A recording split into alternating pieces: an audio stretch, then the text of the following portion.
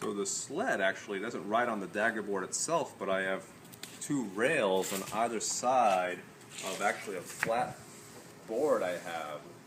You know, this board is extremely flat. I actually made it like a giant Daggerboard of several pieces of 2x4s that I epoxied together with the grains opposing from each other. And once that was cured, I ran it through my planer so that both sides are incredibly flat, so I could clamp my Daggerboard down to a very flat surface. And on each side, I have a set of angle irons, rails that the sled rides along. So this is probably not what they use in the America's Cup, but it's good enough for Frosties to give me a nice, even surface to ride my sled across. Once I complete milling out one side, I could flip over the Daggerboard and do the other side. Now, the Daggerboard being already routed on one side is not going to be as flat, so I end up putting some shims underneath the routed out area to just keep it from bending too much on the second side. But I have to put a little more care into how I route out the other side, so I don't bend the Daggerboard down in the areas that aren't supported.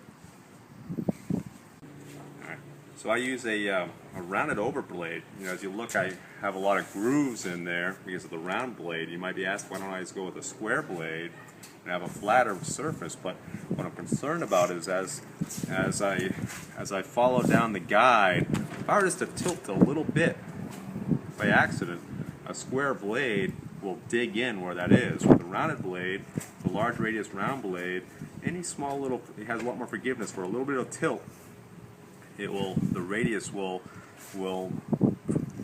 prevent me from gouging in. And then this sled is designed just to ride down these rails down the length of the Daggerboard. So as I finish off a section, I can just move the sled down to the next piece. And I made the sled by taking one piece of wood, fairing it to the shape I wanted, and then I split it in two and separated it. So now I know that both sides of the sled are identical.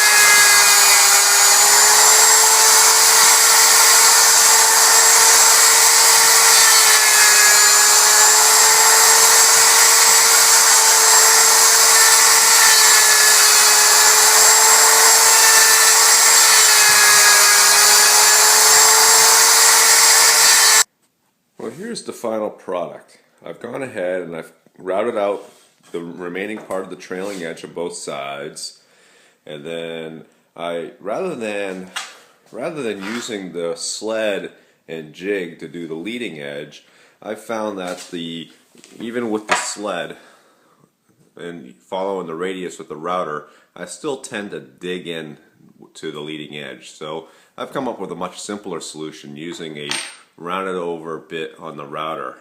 This is a very close profile of what I really end up wanting to have for a leading edge, and I just finished fairing it off with sandpaper. This router bit is pretty common. I've used it quite a bit. You'll find many of these in the hardware store. That's probably even better for for the shape you want. But again, I'm just looking to hog out as much of the material as possible that's close to the shape, and then I'll fair it in with sandpaper when I'm finished.